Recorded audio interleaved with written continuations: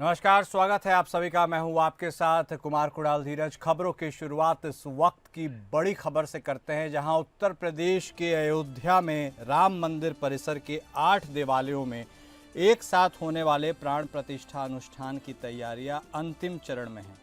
इसके लिए राम मंदिर को सजाने का काम किया जा रहा है। मंदिर के मुख्य शिखर कलश के साथ परकोटा के 5 मंदिरों के शिखर कलश पर सोने की परत जड़ने का काम पूरा कर लिया जाएगा।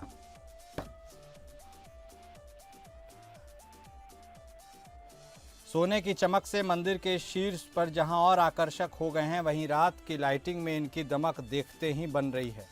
राम मंदिर परिसर के 5 मंदिरों में शिखर कलश पर भी स्वर्ण परत जड़ने का काम पूरा हो चुका है। देवालयों के प्राण प्रतिष्ठा का अनुष्ठान 3 जून को शुरू होगा। ये 5 जून तक चलेगा। इसको लेकर तैयारियां पूरी कराई गई हैं। तो ये बड़ी खबर अयोध्या के राम मंदिर से हम आपको लेकर बता रहे हैं, जहां राम मंदिर का शिखर कलश अब स्वर्णिम हो गया है। 8 देवालयों की प्राण प्रतिष्ठा से पहले अयोध्या पूरी तरह चमक दमक गई है। देवालयों के प्राण प्रतिष्ठा का अनुष्ठान 3 जून को शुरू होगा और 5 जून तक चलेगा। हमारे साथ हमारे विशेष संवाददाता आनंद सिंह जुड़ गए हैं, उनका रुख करेंगे। आनंद, जब से राम मंदिर का निर्माण हुआ है अयोध्या में, उसके बाद से लगातार इसके कंस्ट्रक्शन को लेकर काम चलता जा रहा है। ऐसे में अभी जो अब स्वर्ण परत चढ़ाने की बात हुई है शिखर कलश पर, कैसा अद्भुत नज़ारा है? क्या कुछ अभी होना बाकी है और क्या कुछ आगे किया जाएगा? बिल्कुल, देखिए कुणाल, जो स्वर्ण परत जो चढ़नी थी, जो शिखर पर चढ़ लगना था, वो लगा दी गई है।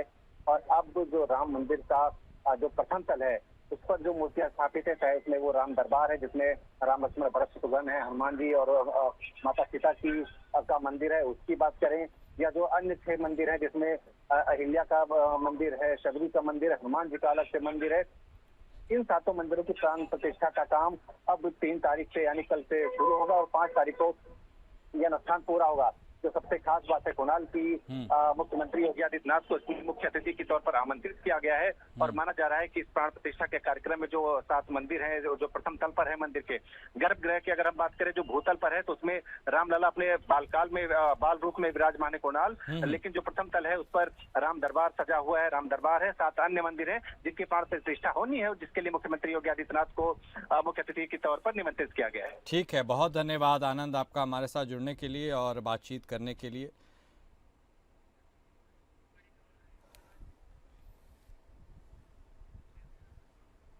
उस बीच अगली बड़ी खबर, जहां देश भर में कोरोना के मामले तेजी से बढ़ रहे हैं और महाराष्ट्र में कोविड-19 के 65 नए मामले सामने आए हैं, जिससे इस साल 1 जनवरी से अब तक राज्य में संक्रमितों की कुल संख्या 814 हो गई है। स्वास्थ्य विभाग के अनुसार इन 65 मामलों में सबसे अधिक 31 पुणे से, 22 मुंबई से, 9 ठाणे से, 2 कोल्हापुर से और 1 नागपुर से रिपोर्ट हुए हैं। इस समय राज्य में कुल 506 सक्रिय मामले हैं, जबकि 300 मरीज स्वस्थ होकर ठीक हो चुके हैं। तो ये बड़ी खबर महाराष्ट्र से आपको बता रहे हैं, जहां महाराष्ट्र में लगातार बढ़ते कोरोना के मामले डरा रहे हैं। 65 नए मामले दर्ज किए गए हैं कोरोना के और एक दिन में 65 केस आए हैं। ऐसे में कुल मरीजों के हिसाब से बात की जाए तो 300 मरीज हालांकि ठीक हो गए हैं और कुल एक्टिव मामले 506 हैं। 65 मामलों में से सबसे अधिक 31 पुणे से आए हैं, मुंबई से 22 हैं, ठाणे से 9 हैं, कोल्हापुर से 1 है और 1 नागपुर से रिपोर्ट हुआ है। हमारे साथ हमारे संवाददाता सरबजीत सोनी भी फोन लाइन पर जुड़ गए हैं। सरबजीत, लगातार देश भर में तो कोरोना के मामले बढ़ ही रहे हैं, लेकिन महाराष्ट्र में भी संख्या खूब बढ़कर आ रही है। ऐसे में ताज़ा आंकड़े क्या हैं, कितने मरीज स्वस्थ हो गए हैं और आगे की क्या रणनीति है राज्य सरकार की? जिस तरह से 24 घंटे में 65 जो है नए मामले सामने आए हैं, जिसमें नए मामलों में JN1 के जो वेरिएंट हैं वो ज्यादा हैं, जिसमें मुंबई में भी कुछ केसेस पाए गए हैं, जिसमें थाने के पिंपरी चिंचवड़ में भी कई केसेस पाए गए हैं। उसी को लेकर तैयारियां शुरू की गई हैं। वसई विरार में जो कोविड अस्पताल का जो है वापस फिर से 25 बेडों का जो हॉस्पिटल है वो तैयार कर दिया गया है, ताकि कोई पेशेंट अगर आता है तो उस पर इलाज किया जाए। लोगों से अपील की गई है कि अगर सर्दी जुकाम जैसे अगर सिम्टम्स आते हैं तो तत्काल वहाँ पे अस्पताल में इसकी जांच करवाया जाए, ताकि समय रहते उसका इलाज किया जा सके। और मास्क और जो भीड़ भाड़ इलाके में मास्क पहनना अनिवार्य कर दिया गया है। और वहीं पूरी तरह से स्वास्थ्य विभाग अलर्ट मोड पर है। जिस तरह से केसेस लगातार बढ़ते जा रहे हैं, उसको देखते हुए भी स्वास्थ्य विभाग ने हाल ही में एक बैठक की थी। बैठक में सभी अस्पतालों को निर्देश दिया गया था, लेकिन अब जो अस्पतालों के पास जो 25 जो बेड है वो निर्माण करने के लिए कहा गया है, ताकि जो अगर पेशेंट आते हैं उनका सही समय पर उपचार किया जा सके। ठीक है, बहुत शुक्रिया सरबजीत आपका हमारे साथ जुड़ने के लिए और बातचीत करने के लिए।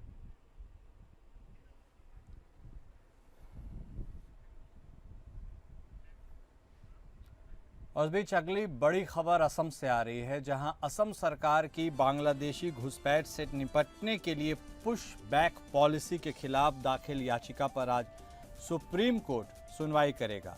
All BTC minority students union की ओर से दायर अर्जी में आरोप लगाया गया है कि असम सरकार विदेशी होने के संदेह में लोगों को बिना कानूनी प्रक्रिया के हिरासत में लेकर सीमा पार भेज रही है।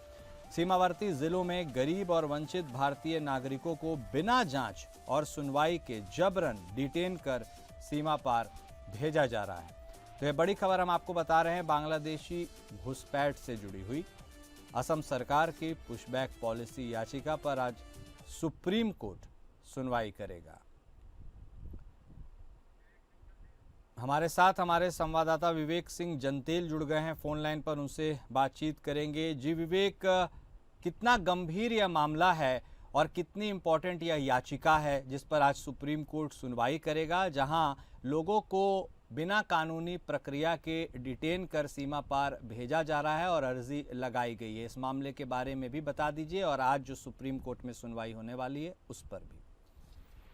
दरअसल ऑल इंडिया बीटीसी जो माइनॉरिटी स्टूडेंट्स यूनियन है, इनकी तरफ से एक याचिका दाखिल की गई है। उस याचिका में स्पष्ट ये कहा गया है कि चूंकि असम में पुशबैक पॉलिसी चल रही है कि जो विदेशी हैं उनको असम से बाहर निकाला जा रहा है, तो वो एक याचिका दाखिल करके ये कहा गया है कि जो सरकार है वो अपना काम करे, लेकिन कोर्ट को यह निर्देश दे कि अगर किसी ऐसे व्यक्ति का जिसके पासपोर्ट और उसके भारत में रहने का मामला ट्रिब्यूनल के पास लंबित है, तो ऐसे व्यक्ति के ऊपर कोई कार्रवाई न की जाए। इसके अलावा अगर उनका ट्रिब्यूनल में ये फैसला दे देता है कि वो अवैध प्रवासी हैं और वो विदेशी नागरिक हैं और उन्होंने इसके लिए अपील दाखिल कर रखी है, तो उस पर भी कोई कार्रवाई न हुई, इसका मतलब कि उनको विदेश न भेजा जाए।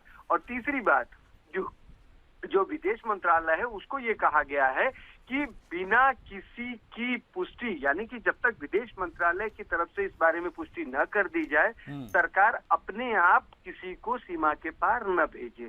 तो ये याचिका दाखिल करके ये कहा गया है। क्योंकि इस मामले में सुप्रीम कोर्ट में या फिर कहें कि राज्य सरकार की तरफ से जो पॉलिसी का पालन किया जा रहा है उसमें ये है कि जो विदेशी हैं जिनके पास जो वैध नागरिकता नहीं है, उनको डिटेंशन सेंटर में रखा जा रहा है और फिर उन्हें विदेश छोड़ा जा रहा है। क्योंकि हम आपको याद होगा कि इससे पहले कई रोहिंग्या और अन्य मामलों में जो सुप्रीम कोर्ट का रुख ये रहा है कि जो अवैध रूप से भारत में रह रहे हैं, ये कोई शरणार्थी नहीं है कि हर एक जगह से कोई आके विदेश से आके भारत में रहे, उसको हम प्रोटेक्शन दें और उसको यहाँ रखें।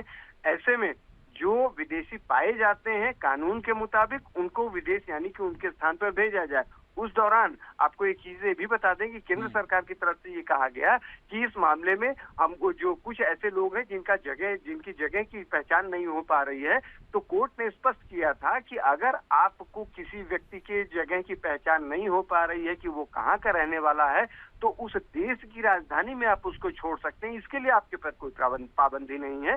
तो संभवतः ये जो सुप्रीम कोर्ट की तरफ से टिप्पणियां की गई थी और सरकार की तरफ से जो कुछ किया जा रहा है, उसमें ये याचिका दाखिल की गई और ये कहा गया है कि अगर सरकार को लगता है कि कोई वैध डॉक्यूमेंट नहीं है और उनको डिटेंशन वो विदेशी हैं, तो उनको बाहर भेजा जाए। लेकिन जो ट्रिब्यूनल है या फिर जो उनकी अपील लंबित है, तो उससे पहले उनको डिटेंशन सेंटर में भेजा जाए, और डिटेंशन सेंटर भेजा जा रहा है तो उनको विदेश में, यानी कि उनके देश वापस न भेजा जाए। और खास तौर से ये भी कि विदेश मंत्रालय के द्वारा अगर नागरिकता की पुष्टि नहीं हो पाती है तभी उनको विदेश भेजा जाए। हालांकि अब सुप्रीम कोर्ट आज इस मामले पर सुनवाई करेगा, तो देखते हैं कि क्या चीजें निकल के आती हैं, क्योंकि लगातार सुप्रीम कोर्ट में कुछ ऐसी याचिकाएं दाखिल हो रही हैं जिसमें ये आरोप लगाया जा रहा है कि अगर सुप्रीम कोर्ट से और हाई कोर्ट से भी कुछ ऐसे लोग हैं जिनको प्रोटेक्शन मिला हुआ है, बावजूद इसके वो जमानत पर होते हैं और वो उनको डिटेंशन सेंटर में पूछताछ के लिए बुलाया जाता और उनको विदेश भेज दिया जा रहा। तो ये तमाम ऐसी चीजें हैं जो आज सुप्रीम कोर्ट के सामने रखी जाएंगी। बहुत धन्यवाद विवेक आपका हमारे साथ जुड़ने के लिए, विस्तार से बातचीत करने के लिए।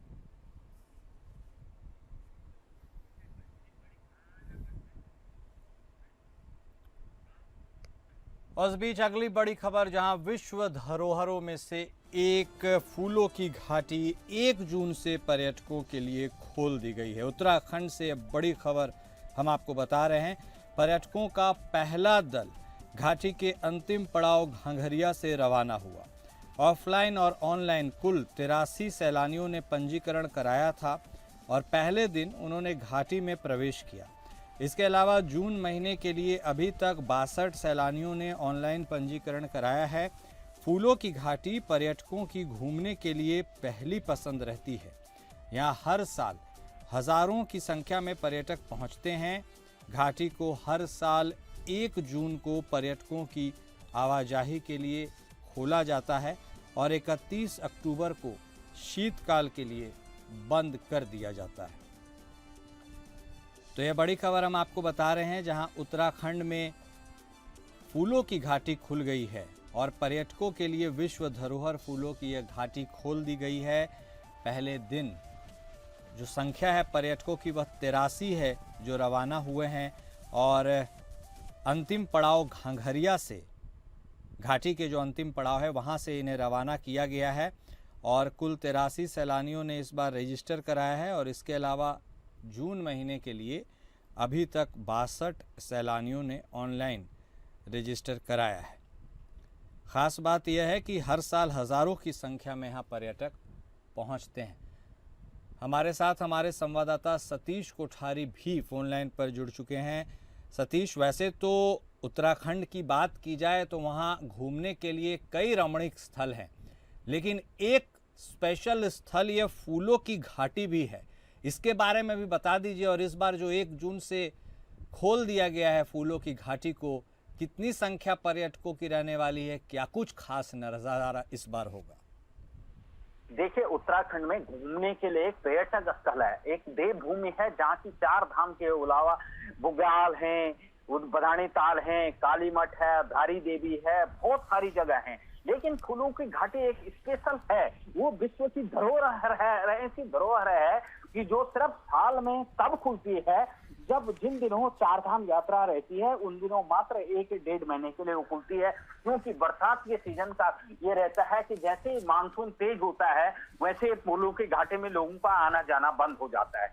तो इस समय मानसून से जल्दी भी आने की उम्मीद है, तो इसको लेकर ये है कि फूलों की घाटी 1 जून को खोली गई है। और अब ये वहाँ जो है जिस तरीके से कल पहला जत्था घांघरिया से निकला है, अब धीरे धीरे जैसे ही आज 2 दिन से बरसात ज्यादा हो रही है, कल भी बरसात हुई, आज भी बरसात है, थोड़ा धूप निकलेगी तो वैसे ही लोगों का जाना ज्यादा होगा। जो लोग समझ लीजिए हेमकुंड साहिब और बद्रीनाथ जाते हैं उनमें से 50% तो फूलों की घाटी जरूर जाते हैं, क्योंकि फूलों की घाटी वो घाटी है जो कि देखने में अति सुंदर लगती है। बहुत कम लोग जाते हैं वहाँ, क्योंकि फूलों की घाटी जाने के लिए अलग से रजिस्ट्रेशन करवाना पड़ता है। और वहाँ जाने के लिए सबसे बड़ी बात यह है कि जो खास करके थोड़ा कठिनाई है, और इस समय बारिश का सीजन है, तो बारिश में जब जो लोग कम जा पाते हैं, लेकिन जो जाते हैं उनको बहुत ही जाना आनंदमय करते हैं वो लोग। और वहाँ पे जो फूल है, फूल अलग अलग किस्म के फूल होते हैं, अलग ही नजारा देखने को मिलता है। और बहुत सारे लोगों की चॉइस रहती है कि हम फूलों की घाटी देखें, लेकिन धीरे धीरे जब अभी ये जैसे अब 1-2 दिन में बारिश कम होगी, अगर बारिश का जैसे मौसम खुलेगा तो लोगों का जाना भी ज्यादा होगा और रजिस्ट्रेशन भी ज्यादा होंगे। क्योंकि कल और आज जो बारिश थी उसके कारण जो है बहुत कम लोग वहां जा पाए, वरना पहले ही दिन कम से कम 1000 लोग तो वैसे भी चले जाते हैं। लेकिन बात यह है कि कल से जो लगातार बारिश हो रही है उससे थोड़ा फर्क देखने को मिला। जी ठीक है, बहुत शुक्रिया सतीश आपका हमारे साथ जुड़ने के लिए और जानकारी देने के लिए।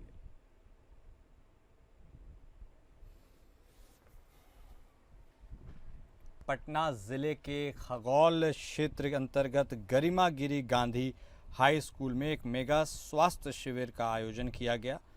इस कार्यक्रम में बिहार के महामहिम राज्यपाल आरिफ मोहम्मद खान मुख्य अतिथि के रूप में शामिल हुए।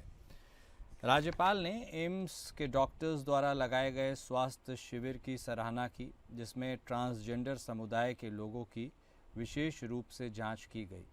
उन्होंने कहा कि ऐसे प्रयास समाज में संवेदनशीलता और करुणा को बढ़ावा देते हैं। अगर हम किसी के रंग, रूप, भाषा या आस्था के आधार पर भेदभाव करते हैं तो यह हमारे सांस्कृतिक सिद्धांतों के खिलाफ है। राज्यपाल ने गरिमा गृह की संचालिका रेशमा प्रसाद की भी खुलकर सराहना की। उन्होंने कहा कि गरिमा गृह में रहने वाले कई लोग अब बिहार पुलिस सहित विभिन्न पदों पर चयनित हो रहे हैं। साथ ही वहां पर पर्यावरण संरक्षण को ध्यान में रखते हुए वृक्षारोपण का कार्य भी बड़े स्तर पर किया जा रहा है, जो एक सराहनीय पहल है।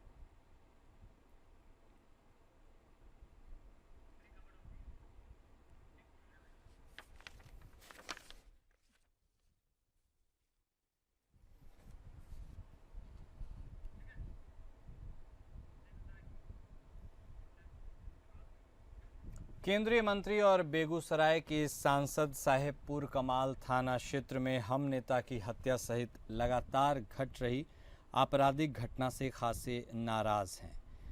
उन्होंने अपनी नाराजगी सार्वजनिक तौर पर पुलिस पदाधिकारियों पर उतार दी।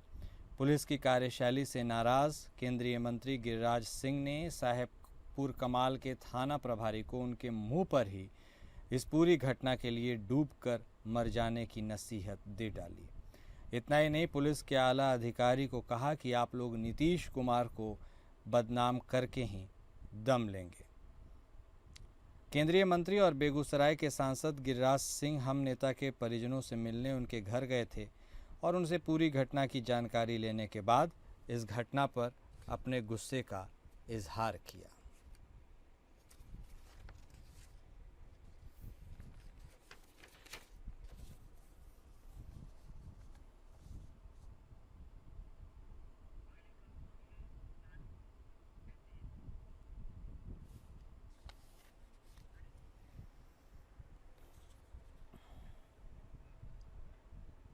जनसुराज के सूत्रधार प्रशांत किशोर एक दिवसीय दौरे पर पूर्वी चंपारण पहुंचे।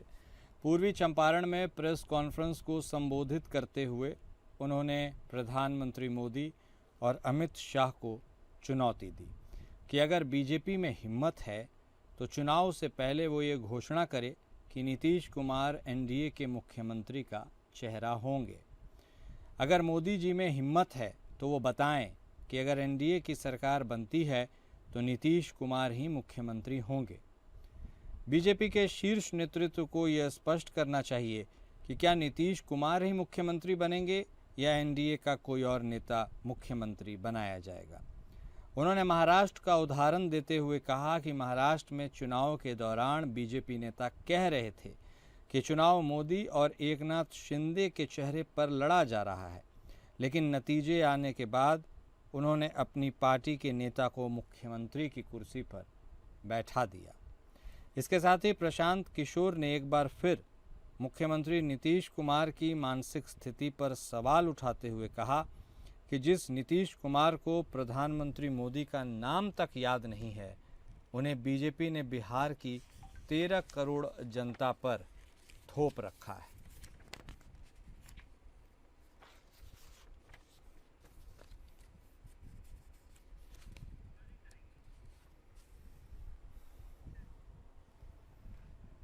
और फिलहाल इस बुलेटिन में अभी के लिए बस इतना ही। नमस्कार।